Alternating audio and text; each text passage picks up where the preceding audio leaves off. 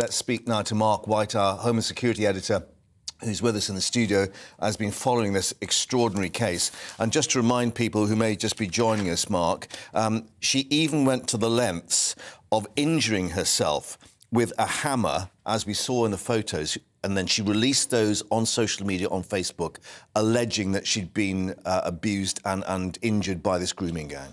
Yeah, this was in May of 2020 when that image was posted on social media and really led to widespread prominence of this issue and a lot of outrage. A campaign that was launched, Justice for Ellie, raised some £22,000. There were multiple protests in Barrow itself. We do have the image of Ellie, which of course is graphic in nature. It was used by the prosecution in the case. It showed how feelings, of course, were stirred up in that community, and people came to protest in Barrow from throughout the country. Vigilantes, as the judge described it. This was self-inflicted. They found the hammer later with her blood on it, and even, I think, the judge referring to a fingertip that had been partially severed, that was also self-inflicted.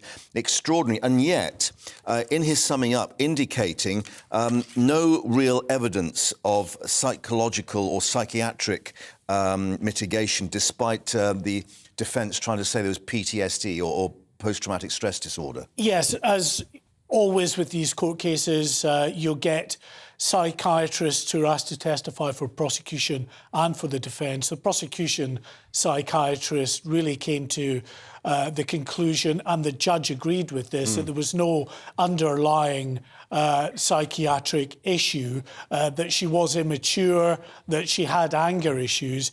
The defence, on the other hand, said that there was underlying post-traumatic stress disorder that had stemmed from some kind of trauma in childhood, although that was never presented by the defence in any form of mitigation.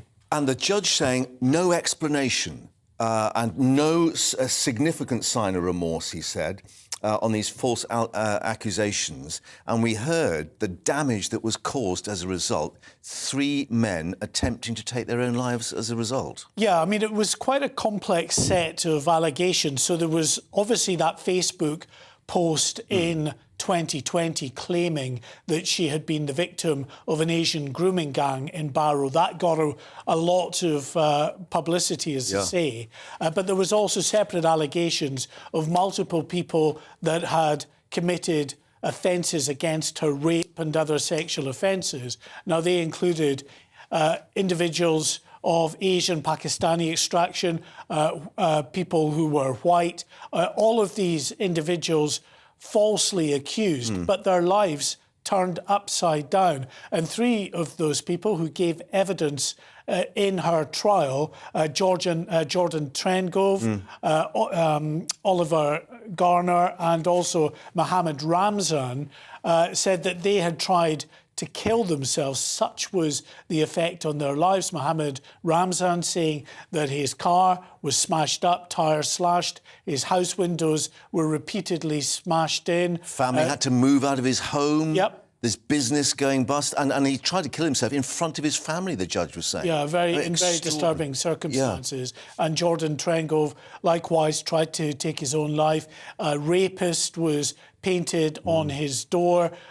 Windows were smashed. He was also subject of a prolonged hate campaign. And the issue, of course, is, as the judge said in his sentencing remarks, with such serious allegations, even when an individual is cleared in a court of law, there are those who still harbour suspicions. Yes. So they're never, ever properly clear the stain of these allegations stays, in the mind of it. Yeah, absolutely. And just to look at the wider picture, I mean, the judge saying she cannot be held responsible for the criminal activity of others, i.e. the reaction to what happened. But, I mean, it was an extraordinary reaction from the community, Barrow-in-Furness. Public demonstrations, local businesses, including an Indian restaurant, had its windows smashed, death threats to local restaurateurs, to local journalists, subject, he said, to credible threats.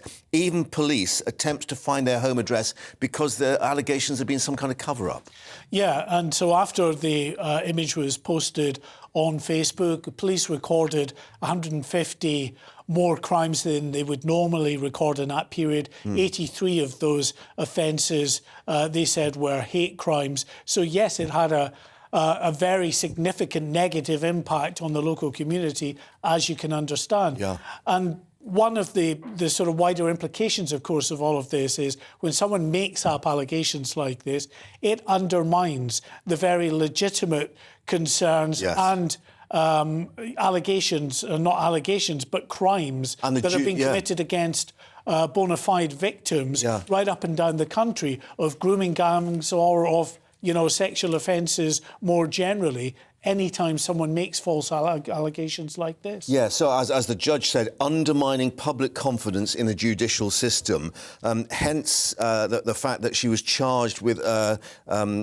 basically perverting the course of justice and found guilty of that, which normally wouldn't attract such a stiff sentence, but clearly he was explaining how to balance the totality of this, was the phrase he used, because of the impact her actions had. Yeah, I mean, it is quite a significant sentence. And he said he didn't really have case law in terms of other cases to draw on because it was such extraordinary circumstances. Yeah, absolutely. What it does, I think, raise once again, though, is the issue of anonymity for those accused of serious sexual offences. There are those who believe that those who are accused of rape and other serious sexual offences should have the same kind of anonymity that is offered to victims. Now, that's a highly emotive and contentious issue. There are those victims advocates, victims campaigners, prosecutors, the police and the like, who will say that, look,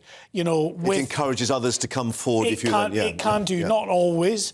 But sometimes if you have an allegation of sexual offence against an individual, one victim that is making that allegation, it can be quite difficult. To ruin their lives, as you've heard. But it can be quite difficult to actually mount a successful prosecution with one he said, she said type allegation. But of course, if a victim's, if a suspect's name is in the public domain after they've been charged, it can encourage other potential victims to come forward and strengthen a prosecution.